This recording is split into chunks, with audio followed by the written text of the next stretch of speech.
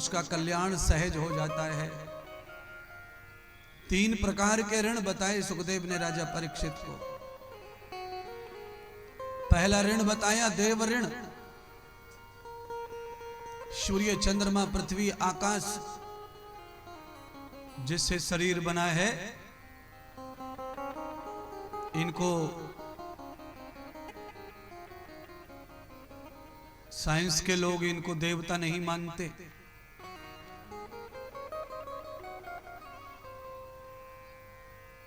इनको तत्व कहते हैं, परमाणु कहते हैं, न्यूट्रॉन प्रोटॉन इलेक्ट्रॉन कहते हैं। सबकी अपनी अपनी भाषा है, कहते रहे।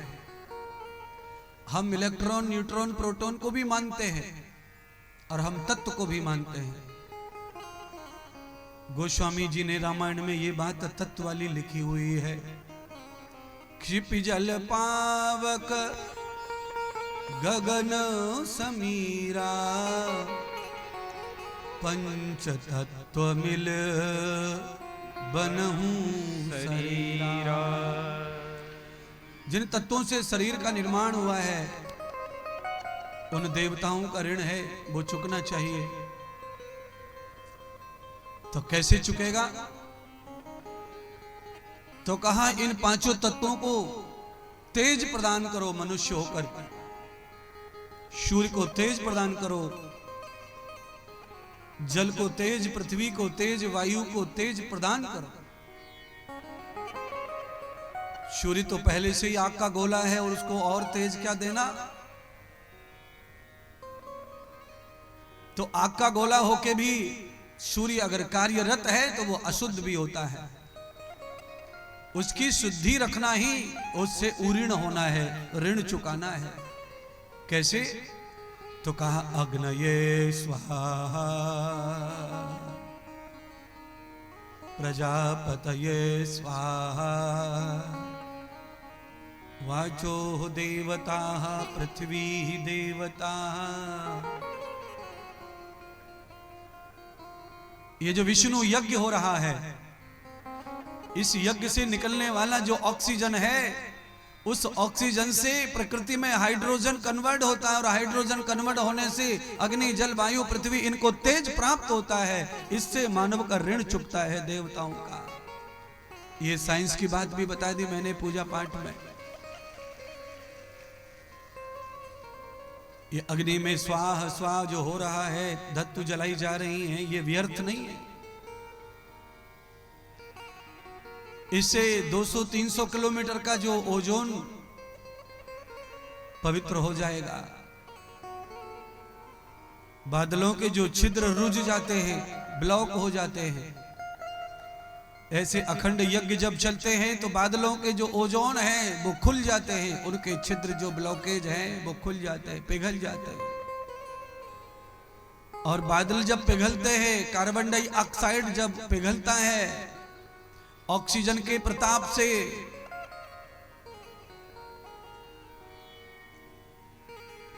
तो हाइड्रोजन तैयार होता है। और हाइड्रोजन तैयार होता है तो बारिश होती है, और बारिश होती है तो धरती, वायु, सूर्य सब प्रसन्न हो जाते हैं, सब खुश होने लगते हैं। पत्थरों में जान आ जाती है, बारिश होती है तो पर्वत हरे भरे हो जाते हैं। ये देव ऋण हो गया। सूर्य को प्रणाम करो, चंद्रमा को प्रणाम करो, वायु का सम्मान करो, पृथ्वी को प्रणाम करो, जल को प्रणाम करो, और उसका दुरुपयोग न करके सदुपयोग करो। मुक्त होने का कथा है ये। मुक्ति कैसे मिलती है?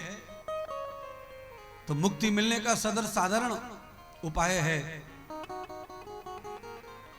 बने मानव मिले मुक्ति।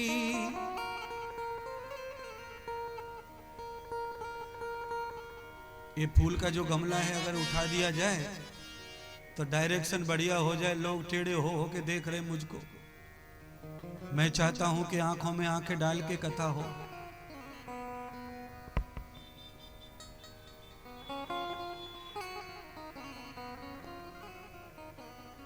बने मानव मिले मुक्ति,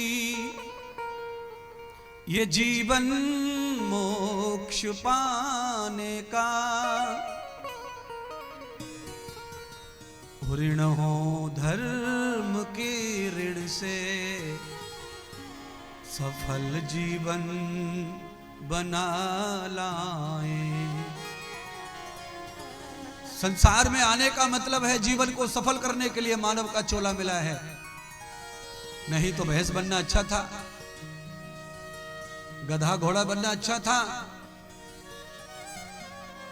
गधा बनने के फायदे, थाली को पहुंच के नहीं खाना है, कटोरी को धो के नहीं खाना है। मनुष्य बनने के घाटे, पानी को छान के पियो नहीं तो पथरी हो जाएगी। रोटी सब्जी को साफ सुथरी खाओ, लीवर खराब हो जाएगा। पर गधे का लीवर खराब नहीं होता।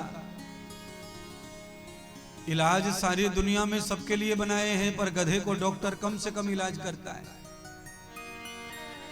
जितने पालतू जानवर हैं, इलाज भी उन्हीं का होता है। ध्यान रखना प्यारे बंधुओं, जो मनुष्य का साथ करेगा वो बीमार जरूर रहेगा, और जो मनुष्य का साथ न करके स्वतंत्र जिएगा वो कभी बीमार होने वाला नहीं।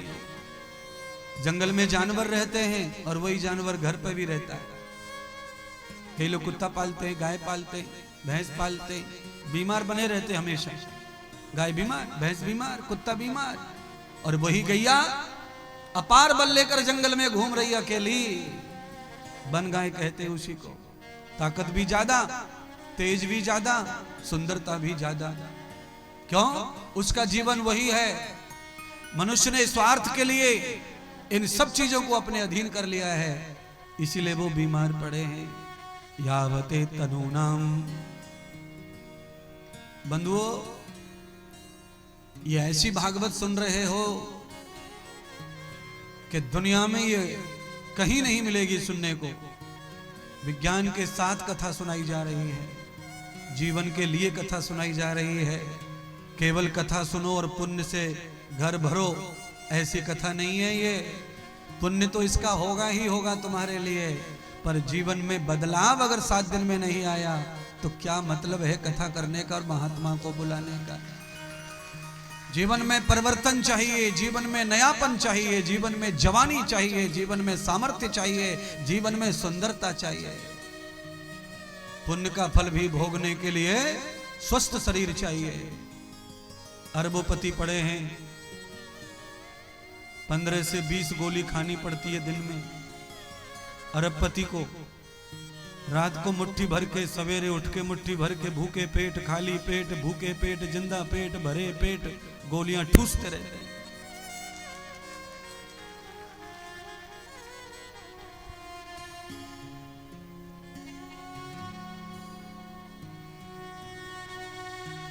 धन से साधन मिल सकते हैं,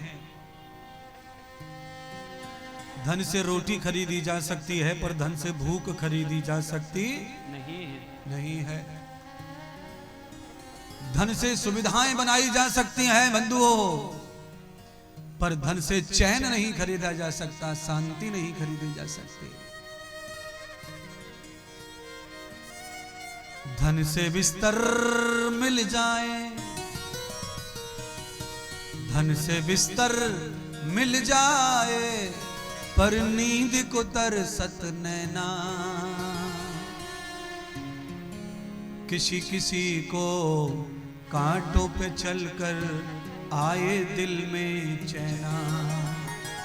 है एक अरबपति आदमी सोने के लिए तड़प रहा है, और एक आदमी खेत में काम करता है। मासा कूसा जो लाया था डिब्बे में, थैले में, छन्ने में खोल के खा लिया, और मेड पे सिर रख के और खर्राटे मार रहा। ऊपर से कालो सांप निकले को कछु ना फर्क पड़ रहा। काला सांप छाती से निकल गया बिहारी के, पर कोई फर्क पड़ता नहीं है। और इसी बिहारी में से एक बिहारी खा कमा के बड़ा हो गया है दिल्ली जाकर, उसको नींद आती नहीं है। गोलियों का डिब्बा धर के बगल में, डिब्बा गोलियों का रखा हुआ है बगल में, बिस्तर के बगल में डिब्बा गोलियों का रखा है।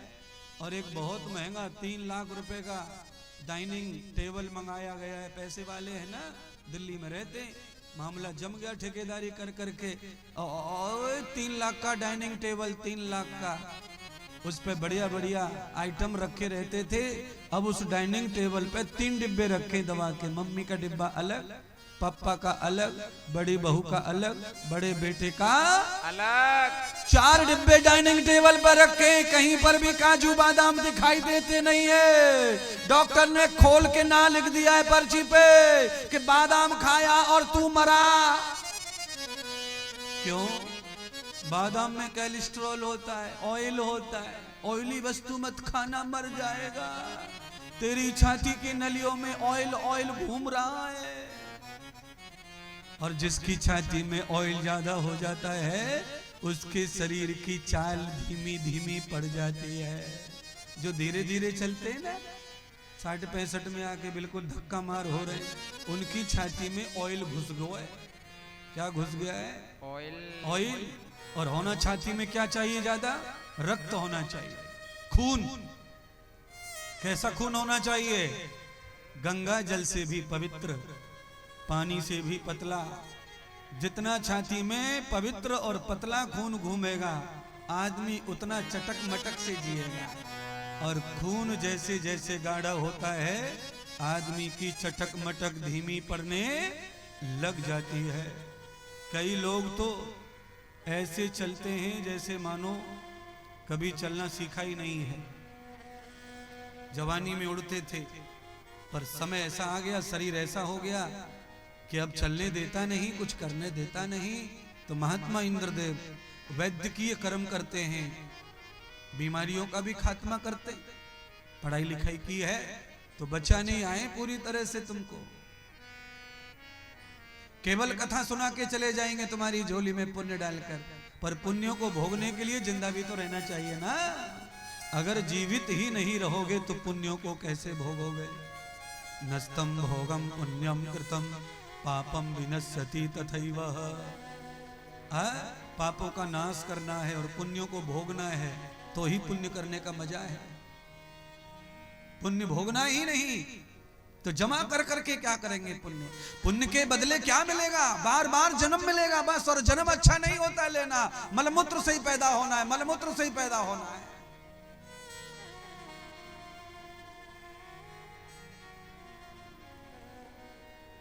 कुछ भी पैदा मलमूत्र से हो या ना हो, पर तुम तो मलमूत्र से ही पैदा होते हो। बोलो, गाजर मूली मलमूत्र से पैदा नहीं होते।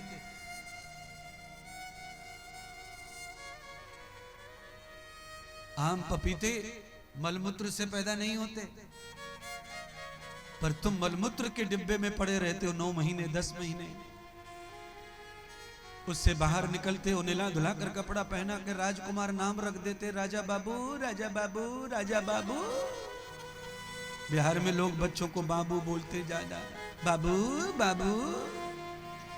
और जैसे मम्मी बाबू बाबू बाबू बाबू कर रहे, हम ट्रेन तो आए और ऐसी ट्रेन से आए, कोई मार्ग दूसरा था नहीं। प्लेन का मार्ग बड़ा दूर, वहां से भी दिल्ली जाना और दिल्ली से पटना। तो हम देखा चलो काम इतना है, सोने को नहीं मिलता, तो चलो ट्रेन में सो लेंगे। इस लालच में ट्रेन में सवार हो गए। अब ट्रेन तो सीमांचल एक्सप्रेस है, फुल भरी पड़ी। हमारे हाथ में रिजर्वेशन की टिकट, हमें कोई घुसने ना दे रहा, और जिनके हाथ में टिकट था ही नहीं वही बैठे हमारी सीट पे।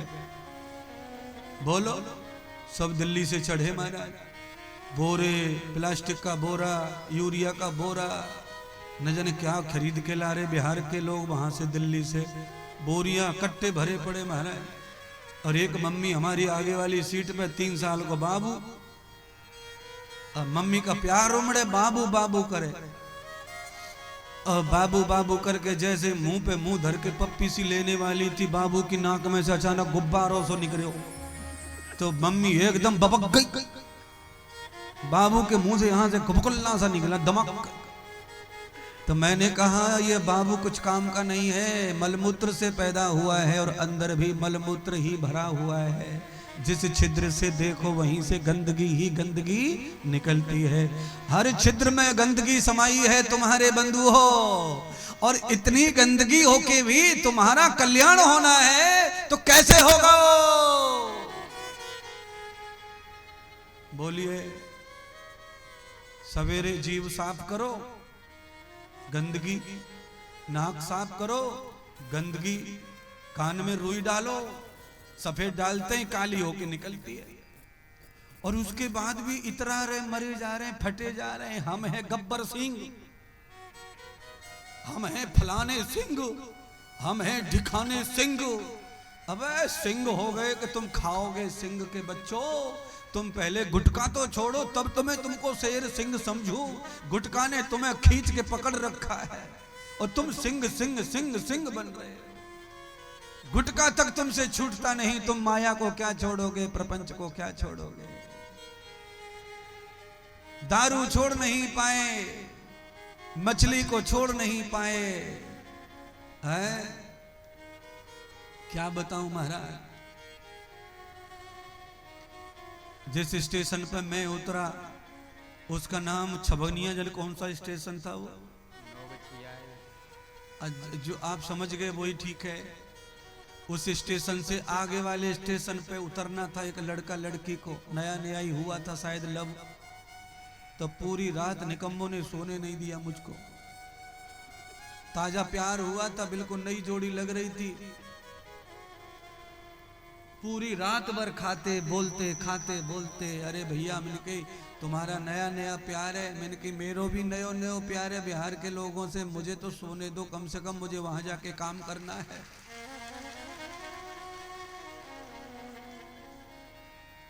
उन्हें ऑर्डर दे के कहीं से खाना मंगाया, खाना पार्सल करने वाला खाना लेके आया 10 बजे, तभी तो हमारी नींद का टाइम हुआ। तभी खाना आया, नीचे वालों का हमारी सीट ऊपर, उनका नीचे। अब खाने में जो ऑर्डर किया था वो ऐसा कि पूछो मत। जैसे उन्होंने ढक्कन खोला महाराज, केवल मरे नहीं सब गति हो गई, उल्टी होने में बड़ी कसर रह गई बस। रात के 10 बजे भुजिया खा रहे, अंडे की भुजिया, अंडे की भुजिया ऑर्डर की। बताओ, पैसे दे करके गंदगी खरीद रहे लोग। मैं मुर्गा की पैसे देकर, वो भी ऑर्डर करके। हमने कहा इसकी जरूरत पैसे देके नहीं है, ये तो रेल में दुनिया भर की भरी पड़ी है। किसी भी आदमी से कह दो कि भैया ने के जोर लगा दे, वहीं से निकल पड़ेगी दुनिया भर की गंदगी। सबके पेट भरे पड़े, खरीद खरीद के खा रहे गंदगी को लोग। बोलिए। कुछ ज्ञानी कहते हैं कि अंडे में बड़ा प्रोटीन होता है, अंडा खाने से ग्रोथ बढ़ता है शरीर का। तो मैंने कहा उनसे कि मैंने आज तक सूअर को घास खाते नहीं देखा। सूअर जो खाता है उसके बाद सूअर के शरीर में कभी झुर्रियां नहीं पड़ती हैं, चाहे वो बूढ़ा होके मर जाए, पर तना हुआ रहता है हमेशा। तो सूअर जो खाता है उसमें कितना प्रोटीन होता है, तो प्रोटीन ही खाना है, तो फिर खरीदना काहे को है? तुम्हारे अंदर ही भरा पड़ा है, तुम्हारा शरीर पचा नहीं पा रहा है, तुम फेंक देते हो, उसे सूअर खा जाता है, वो तंदुरुस्त रहता है। इतनी शक्ति तो तुम्हारे मलमूत्र में है, पर तुम है कि खरीद खरीद के खा रहे। अंडा खाएंगे, टांग खाएंगे, गर्दन खाएंगे, कलेजी खाएंगे, कलेजा खाएंगे, न जाने क्या क्या नाम धर रखे। मुर्गा एक और नाम अनेक।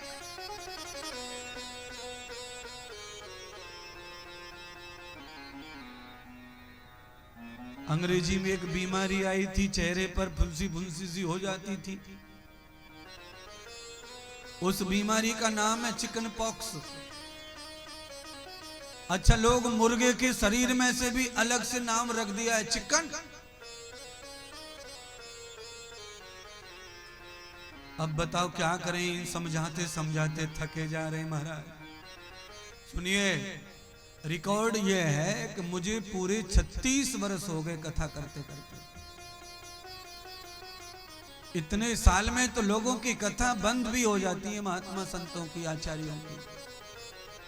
इतने साल तो मुझे हो गए तुमसे लड़ते लड़ते समाज से।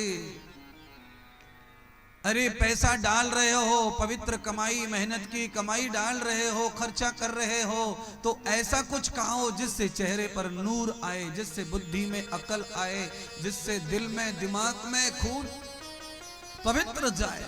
हार्ट काम करे, लीवर काम करे, फेफड़े काम करे, दिमाग काम करे, नेत्र काम करे, कान काम करे, बाल काम करे, ये सब काम करे। ऐसा पैसों से ऐसा खाओ, लीवर खराब हो जाए, किडनी खराब हो जाए, फेफड़े खराब हो जाए, खोपड़ा खराब हो जाए, दिल खराब हो जाए, दांत खराब हो जाए, मुंह खराब हो जाए, पैसे से खा रहे हो।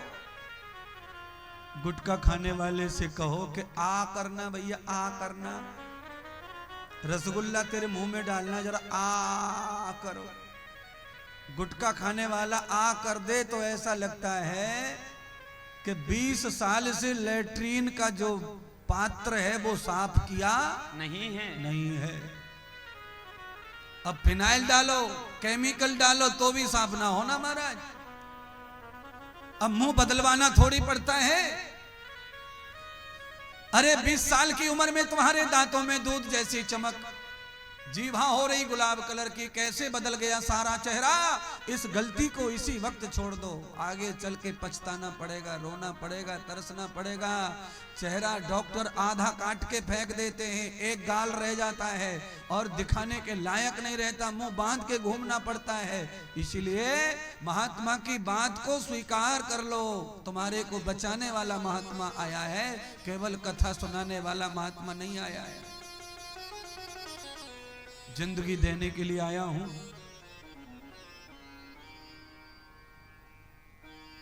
सुखदेव राजा परीक्षित को कह रहे, राजन ब्रह्मा जी को आज्ञा कर दी परमात्मा ने कि सृष्टि की रचना करो। सुखदेव जी ने पूछा कि सृष्टि की रचना क्यों की गई? अगर ये सृष्टि ना होती तो मैं पापी ना बनता, मैं गले में सर्प ना डालता, मरा हुआ ये अपराध ना करता और ना मुझे ये कष्ट होता। तो सृष्टि बनाई क्यों परमात्मा ने? तब भगवान सुखदेव कहते हैं कि दूसरा ऋण चुकाओ, सृष्टि का पता चल जाएगा। दूसरा ऋण क्या है? दूसरा ऋण है ऋषि ऋण। जिन ऋषियों की फिलॉसफी को, जिन ऋषियों की सिद्धांत को, जिन ऋषियों की विज्ञान को, जिन ऋषियों की किताबों को पढ़ करके तुम जी रहे हो, उनका ऋण चुकाओ। कैसे चुकेगा? उनकी फिलॉसफी का प्रचार करो, उनकी फिलॉसफी का आचरण करो, ऋषि ऋण से मुक्त हो जाओगे। और आखिरी तीसरा ऋण है पितृ ऋण। जन्म देने वाले माता पिता, इनका ऋण चुकाओ। कैसे चुकेगा? तो मरने के बाद में इनका श्राद्ध मत करो, जिंदे पर इनके प्रति श्रद्धा करो। अगर जीवित माता पिता के प्रति जिंदे पे श्रद्धा है तो श्राद्ध करने की जरूरत नहीं पड़ेगी। जीवित पे इनके खाने पीने, कपड़े लत्ते, रहने की तृप्ति करो तो फिर तर्पण भी नहीं करना पड़ेगा। 108 श्राद्ध कर लो, 108 बार तर्पण कर लो, तो भी मरने वाला पितर कभी मुक्त नहीं होता है कर्मों से, ये ध्यान रखना। ये सारे चलन पेन किलर हैं, पेन किलर। दर्दियों की दवा खा लो, थोड़ी देर दर्द रुक जाता है, उसके बाद फिर शुरू हो जाता है। तो यहां पूजा कर आओ, वहां पूजा कर आओ, ये सारी पूजाएं पेन किलर हैं, आराम तो देती हैं पर क्षणिक आराम है इनसे। परमानेंट रोग को मिटाना है तो जीवित पर ही सेवा करो, माता पिता की, वृद्ध जनों की, अपने धर्म की, अपने राष्ट्र की। कितने पागल हो गए हिंदू, जीवित माता पिता को अकेला छोड़ जाते हैं कमरे में, घर में, कमाने खाने के लिए चले जाते हैं यहां वहां, कहां कहां। बूढ़े माता पिता बिहार में पड़े हैं और बच्चे और बहू अहमदाबाद में रहते, सूरत में रहते। कमाने का बहाना लेकर के माता पिताओं का गोड़ दुख रहा है, यहाँ कमरे दुख रही, आंखियां देख नहीं रही हैं। और जैसे ही पता चला मां मर गई, सारे काम काज छोड़ के 1 महीने का पूरा छुट्टी लेकर आया है। और गांव के लोग कहते हैं अब तो पूरा करके जाना पड़ेगा तुझे, 1.25 महीने का बामन जमा कर पूरा विधि करो। जितना कमाया 2 साल में सब मां के नाम पे लगा दिया मरे के बाद। और जिंदा मां के लिए टाइम नहीं निकल पा रहा था सूरत से वापस आने का।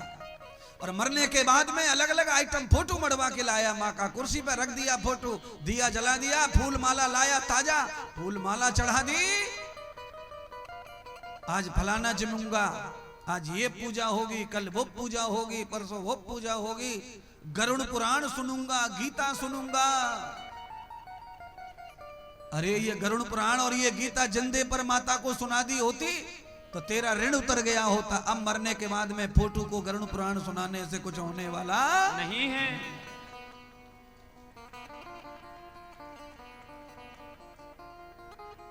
जिंदे पर श्रद्धा करो माता पिता की प्रति और अनरित सेवा करो उनकी, उनको तृप्त कर दो कपड़े लत्ते भोजन भजन से। तर्पण हो गया जिंदे पर, और जिंदे पर जो तर्पण कर देता है वो माता पिता के ऋण से उऋण हो जाता है। कितना पगलापन। लोग माता पिता के ऋण से उऋण होने के लिए क्या करते, गंगा पे हड्डियों को ले जाते, वहां विधि करते हैं। अरे पगलो, जली जलाई हड्डियों के टुकड़ों को विधि करने से तुम्हारा ऋण नहीं चुकेगा, क्योंकि जो ऋण छोड़ गया है वो तो उड़ गया पंछी। अब तो ये पिंजरा खाली पड़ा है और पिंजरे को जला के राख कर दिया, एक आध टुकड़ा बचा उसे गंगा को बहा रहे हो। गंगा मैया कल्याण कर देना मेरे पिता का।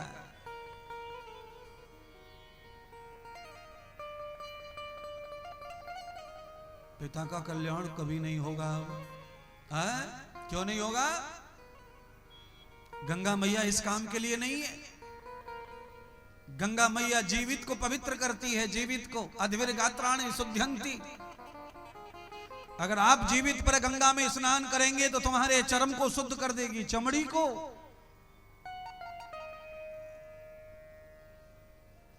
पाप धोने के लिए गंगा नहीं है, शुद्धि के लिए गंगा है।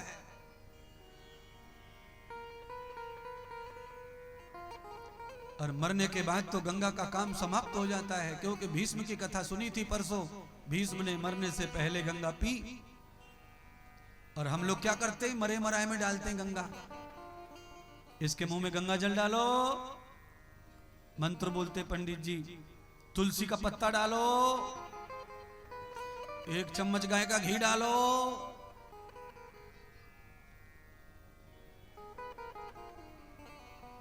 अब क्या फायदा है? पानी के गिलास के लिए तरस तरस के पप्पा मर गया, और मर जाने के बाद में फिर यहां नहीं जलाना, भिकड़ी में नहीं जलाना, उसको गंगा के घाट पे ले जाएगा गाड़ी में धर के। और पानी पानी पानी बेटा पानी। अब पानी कहां सुने, वो तो सूरत में बैठो पप्पा, यहां पानी पानी चिल्ला रहा। जियत पिता के दंगम दंगा, मरे पिता पहुंचाए गंगा। हे गंगा मैया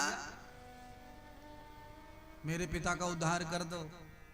और शास्त्र क्या कहते हैं, उद्धार करने के लिए पुत्र होता है।